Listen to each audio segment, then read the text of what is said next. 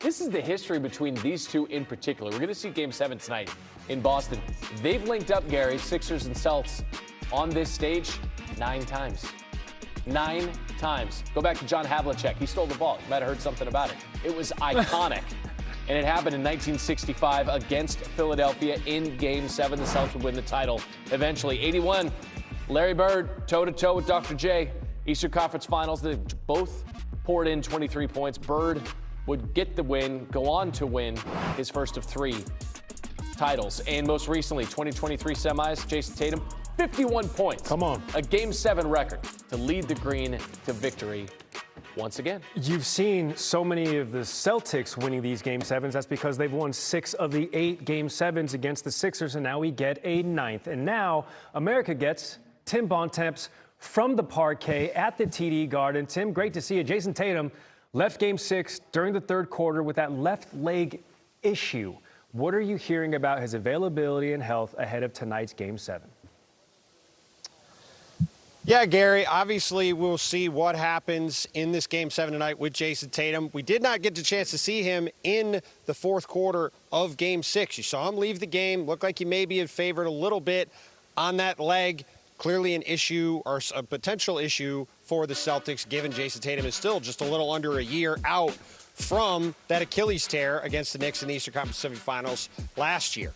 Tatum did not check back into the game. When he came back to the bench and the Celtics said he was available to check back in, Joe Mazzulla, the Celtics coach, waved the white flag, put in his deep bench, and said that Tatum was fine. Tatum said he just felt a little stiffness, but was good to go. When he came back to the bench, the game got away from the Celtics at that point. But certainly there was some gamesmanship there. I think it's fair to say that the Celtics did not try to go back to Tatum and back to the starters down the stretch, leaving at least some, doubt in the air as to whether Tatum would have been able to play in that Game 6. We'll see if he's out there for Game 7 in his normal form and fashion. Certainly seems like he will be. And as you just laid out, last time he played in a Game 7 here at the Garden against the Sixers, had a pretty nice game, scoring those 51 points and knocked Philly out. He would love to have a game like that again tonight and move the Celtics on to face the Knicks again in the conference semis. He sure did. Listen, Philadelphia is doing all the right things lately. They're red hot coming in, and yet our friends at DraftKings Sportsbook have the Celtics as a 7.5-point favorite. Tim, what are the keys to each team winning this game, beginning with the Sixers? Well, look, for the Sixers, this comes down to shot making. We talk a lot about the Celtics three-point shooting, which we'll get to in a minute, but in the 4 games the Sixers have made shots in this series, they've won 3 of them, and we're right there in the fourth quarter. And the 2 they didn't make shots, they got blown out of the gym in games 1 and 4. And against this Celtics team, with the amount of firepower they have, they need Joel Embiid and Tyrese Maxey and Paul George to be able to carry the load, make shots early, keep this crowd here in Boston out of the action, and allow them to stay in the game and be able to close it down the stretch like they have a few times in this series. And as for the Celtics, as I mentioned before, the whole key for Boston in this game, and frankly throughout the playoffs under Joe Mazzulla, is their three-point shooting. The Celtics are 17-1 when they make 40% or more of their threes under Joe Mazzulla. They are 19-19 the rest of the time. And in this series, they are 3-0 when they make 40% of their threes, and they're 0-3 when they don't, because they've been under 30% the other 3 games in the series. So this game tonight will come down to shot making on both sides. I think especially that Celtics three-point shooting. If you know the percentage the Celtics will shoot tonight, you'll have a very good idea of how this game is going to go. Fans are going to be amped. They got the white T-shirts out there. Every single seat looks like it has one. Tim Bontemps is going to steal a couple for the fellas. We appreciate it ahead of Game 7. Got it right here. Oh, he's already got, he's already. That was like mine. a tarp. Yeah, That's a blanket. Car. Yeah. Cover a Civic with that. Thanks, Tim. And the NBA are going 7 games. First of those tonight in Boston. Jayson Tatum left the Game 6 loss with calf discomfort. It's the other leg from the one in which he tore his Achilles last May. The Celtics team account on X posted Saturday, quote, "No injuries to report" for Game 7. NBA reporter Tim Bontemps joins us live from TD Garden in Boston. Tim, it is an early day for you, brother, with the 7:30 p.m. tip. I know what the injury report says, but Tatum's health has to be a concern for Celtics fans. What are you hearing? Well, I mean, the Celtics are saying, Phil, that Jayson Tatum is fine. That when he left the game the other day, Tatum said he felt a little stiffness in his leg. Joe Mazzulla said he could have came back in. Tatum himself said that when he came back to the bench early in the fourth quarter, he was ready to go back in, but at that point, the game had gotten away from the Celtics. But there's at least some ambiguity about his status because of the fact that when he did come back to the bench and could have, in theory, come back in the game, Joe Mazzulla waved the white flag with about 10:24 to go in the fourth quarter of that game. Now, the Sixers were up by 23, and while they did give up, I think, an 11-point run to get the lead almost back down to single digits, Mazzulla didn't go to his starters at any point. So it will be fascinating to see how Jayson Tatum looks tonight in this Game 7. However, the last time he played the Sixers in a Game 7 here at TD Garden on the parquet, he just happened to have 51 points 3 years ago as the Celtics blew out the Sixers in the second half of that game and won their 6th consecutive series against the Philadelphia 76ers over the past 44 years now. So we'll see if they can make it 7 in a row tonight. We'll see if Jayson Tatum can have that kind of performance to help do it. And if we're rounding, he's averaging 23, 11, and 7 in this series.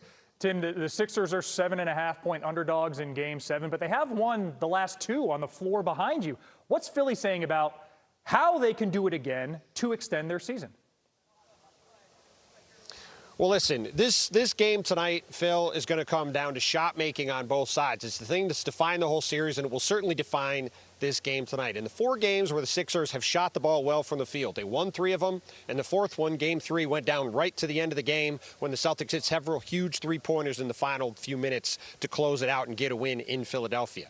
In the 2 games, the Sixers did not shoot the ball well, Games 1 and 4. They got run out of the gym by the Celtics. And the Celtics' three-point shooting and the variance they have the ability to get to a place that few teams can keep up with, and the Sixers don't typically shoot enough threes to keep up with them if the Celtics are hot. And on the other side of things, the Celtics are 17-1 under Joe Mazzulla when they shoot 40% or better from 3.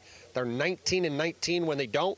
And in this series, they're 0-3 in the games they've shot below that mark, and they've been below 30% in all of them. So we'll see if the Celtics hit shots. If they do, they're obviously going to feel very good about their chances. And if Philadelphia can stick to the script they've had the last couple of games, having Joel Embiid draw the attention of the defense, getting Tyrese Maxey going, winning the possession battle, and most importantly, hitting enough shots to keep up with the Celtics, they feel like they can get a 3rd straight win here in Boston and beat the Celtics for the first time in forever and make it to the second round of the playoffs. And, Tim, you deserve some credit. You've been all over that Boston shooting litmus test stat from three-point range for the entirety of the series.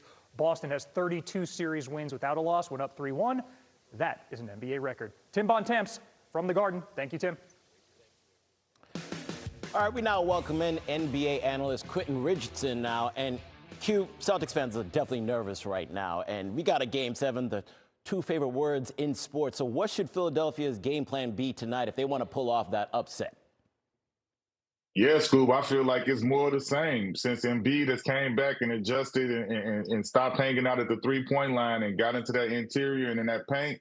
He's been unstoppable. I mean, even on one leg and in the health and condition he's in, he's not able. No one in the NBA can guard that man down low inside that paint. He showed it when he was the MVP. He showed it all the way up until that point.